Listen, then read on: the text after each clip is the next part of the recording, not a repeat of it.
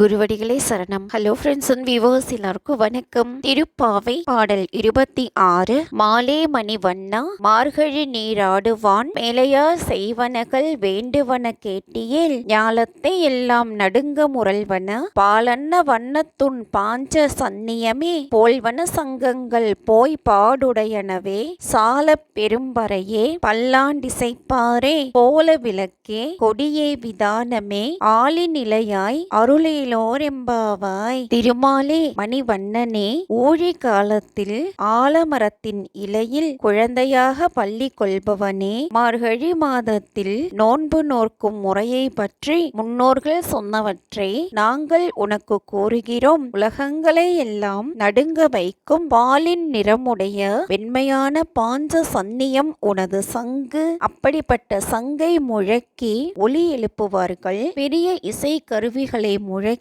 நீ பல்லாண்டுகள் வாழ்க என்று பாடுவார்கள். அழகிய விளக்கையும் கொடிகளையும், அதாவது தோரணங்களையும் விதானத்தில் கட்டுவதற்கான, விதானம் அப்படின்னா பந்தலின் மேற்பகுதி, அங்கு கட்டுவதற்கான பொருள்களையும் எமக்கு தந்து அருள் புரிவாயாக.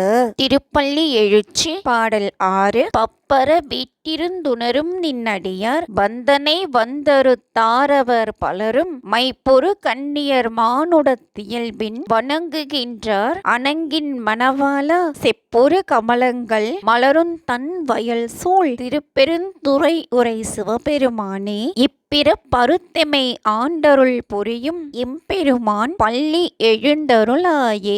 சிவந்த தாமரை மலர்கள் மலர்ந்துள்ள குளிர்ந்த வயல்கள் சூழ்ந்திருக்கும் திருப்பெருந்துறை என்னும் தலத்தில் வாழும் சிவபெருமானே, ஆசைகளை துறந்து உன்னை உணர்ந்த உனது அடியவர்கள் பலர் உன் அருளினால் தங்கள் பந்தங்களில் இருந்து விடுபட்டார்கள். நீர் நிறைந்த கண்களை உடைய உனது அடியார்கள் மானிட பிறவிக்கே உரிய இயல்பான வணக்கத்தை உனக்கு செலுத்துகிறார்கள். உமையம்மையின் மணவாளனே, இந்த பிறவியை நீக்கி எம்மை ஆட்கொள்ளுகின்ற எங்கள் தலைவனே, உனது திருப்பள்ளியில் இருந்து எழுந்தருள்வாயாக.